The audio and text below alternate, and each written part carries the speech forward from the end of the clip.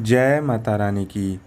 आज आपको भगवान श्री कृष्ण की दैनिक दिनचर्या के बारे में बताएंगे कि भगवान पूरे दिन में कैसे क्या क्या करते थे। एक अच्छे दिन की शुरुआत करने के लिए सुबह उठने से लेकर शाम को सोने तक एक व्यवस्थित दिनचर्या का होना बहुत ही आवश्यक होता है और एक अच्छी दिनचर्या ही आपके सफलता की कुंजी है। इसलिए आज आपको भगवान श्री कृष्ण की दिनचर्या के बारे में बताएंगे। भगवान श्री कृष्ण प्रतिदिन सुबह ब्रह्म मुहूर्त में उठ जाते थे।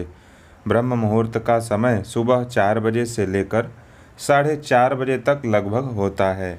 आपने ये कई बार सुना होगा कि ब्रह्म मुहूर्त में उठकर यदि कोई अध्ययन करता है तो उसे वो विषय बहुत जल्दी याद हो जाता है। इसलिए पढ़ाई करने वालों के लिए ब्रह्म मुहूर्त के समय में पढ़ाई करना सबसे श्रेष्ठ माना जाता है। भगवान श्री कृष्ण ब्रह्म मुहूर्त में उठने के बाद अपने हाथ मुंह धोकर बैठ जाते थे और कुछ समय अपने आत्मस्वरूप का ध्यान करते थे। इसके बाद वह ठंडे निर्मल पानी से स्नान किया करते थे। स्नान करने के बाद शुद्ध वस्त्र के रूप में धोती पहनकर और दुपट्टा ओढ़कर संध्या वंदन करते थे। संध्या वंदन के विषय में मैंने पहले अपने गुरुकुल के अनुभव वाले वीडियो में भी बताया है। संध्या करने से दिन भर के जाने अनजाने में हो जाने वाले पापों का नाश हो जाता है।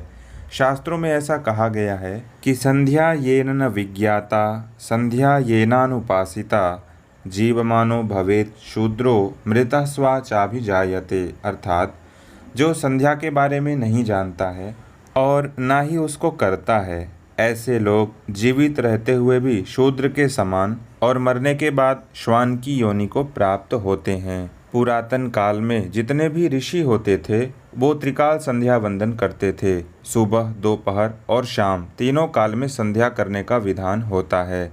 संध्या करने वाले व्यक्ति के ऊपर कभी भी किसी भी प्रकार के अभिचारिक कर्म, टोने टोटके, तांत्रिक प्रयोगों का असर नहीं होता है।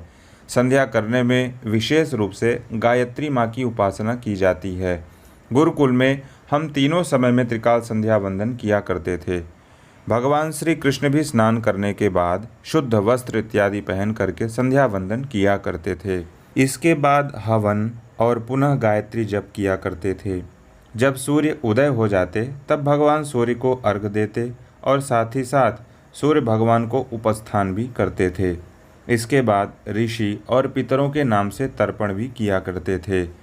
भगवान श्री कृष्ण अपने कुल के बड़े बुजुर्गों का आशीर्वाद और ब्राह्मणों की पूजा भी किया करते थे।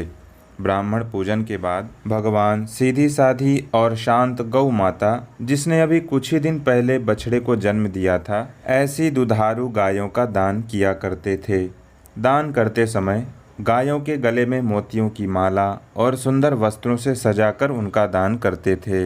यहाँ तक कि गायों की सींग में सोना और पैरों के खुरों में चांदी को मढ़वाकर प्रतिदिन 13,084 गायों का दान भी किया करते थे।